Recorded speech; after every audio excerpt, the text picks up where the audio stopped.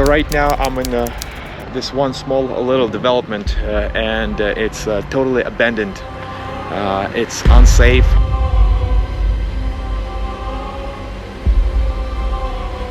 I don't see a soul here. So we're going back to Swannanoa to do a revisit. I know many of you guys asked to see what's going on, and I just want to keep you updated with the progress and what I can find. So let's go and let's do this and dive right into this video.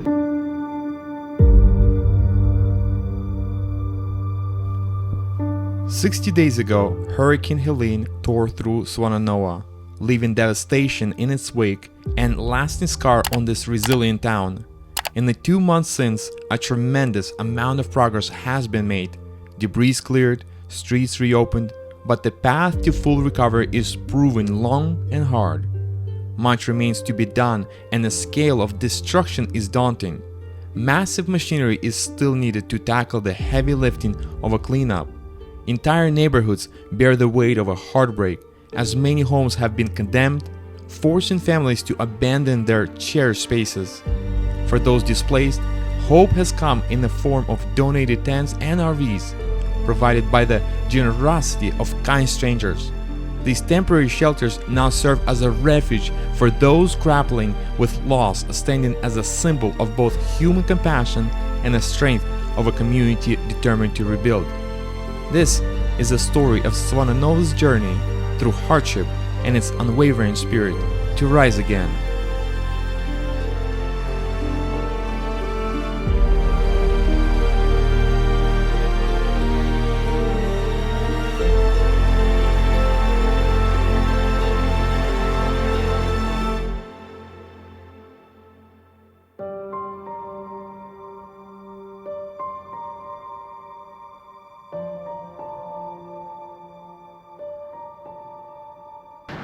So right now I'm in this one small little development and it's totally abandoned. It's unsafe. All the houses are basically at this moment ripped apart. The water ravaged through this neighborhood. Once this was a small little vibrant neighborhood, but seems to be uninhabited at this moment. As you can tell, all of the debris is outside, everything's outside. Most of the stuff is actually, out of the house has been pulled, and I don't see a soul here. It's saddening to see what people had to go through here. We took a drive along the other side of the stream that runs alongside Main Street in Swannanoa. The scene was sobering. Most of the houses near the water bore large red X marks, stark symbol that they were condemned and slated for demolition. Families had no choice but to leave their homes, now unlivable. For those who refused to abandon their land, makeshift shelters dotted the landscape. Tents and temporary structures stood where their homes once did, offering little comfort but a sense of resilience. It's heartbreaking to witness so many people lost everything, their homes, their belongings, and the life they had built, washed away by the storm's fury.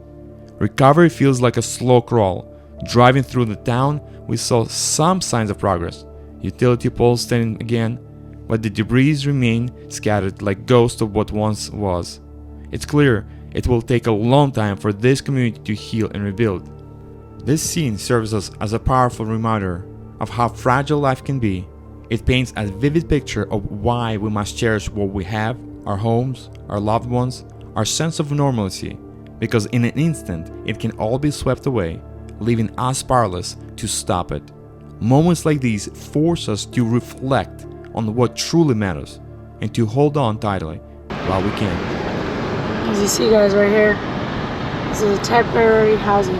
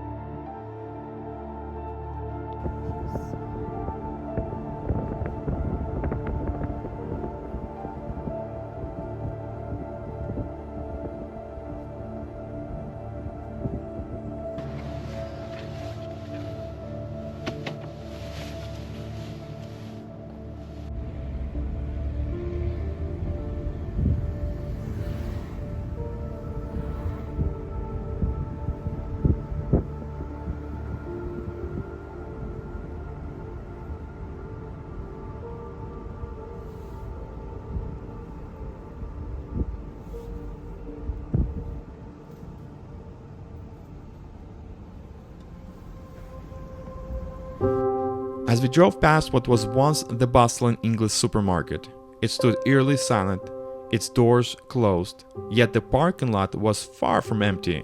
It had transformed into a hub of relief efforts filled with organizations offering aid, providing essentials, medical assistance, showers, and restrooms for those who had lost their homes. From there, we ventured into surrounding streets, once vibrant and full of life. Now, they felt desolate and hollow.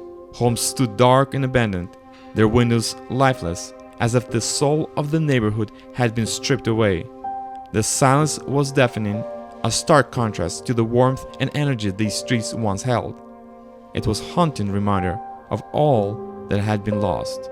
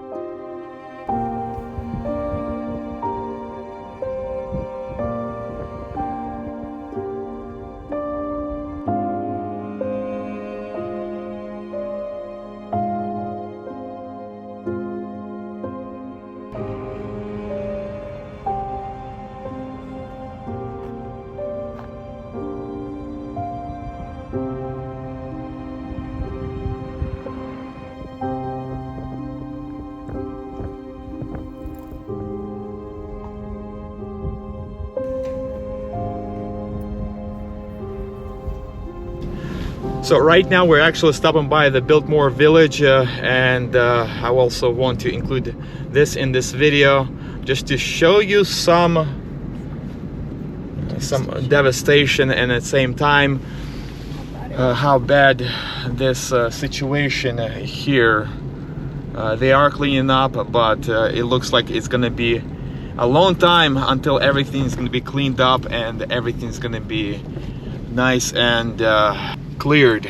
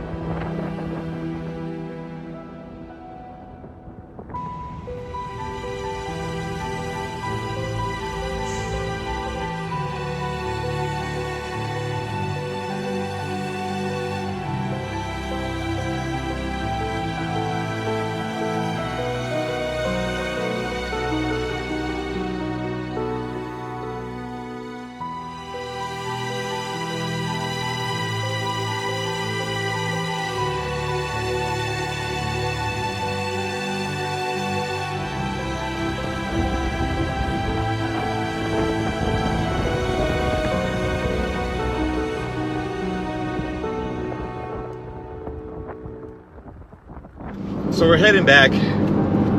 We're able to drive through Swannanoa and then also Biltmore, small little village. As you can see, there's still so much cleanup, there's still so much devastation that has not been touched, and it's probably not going to be touched for many more months.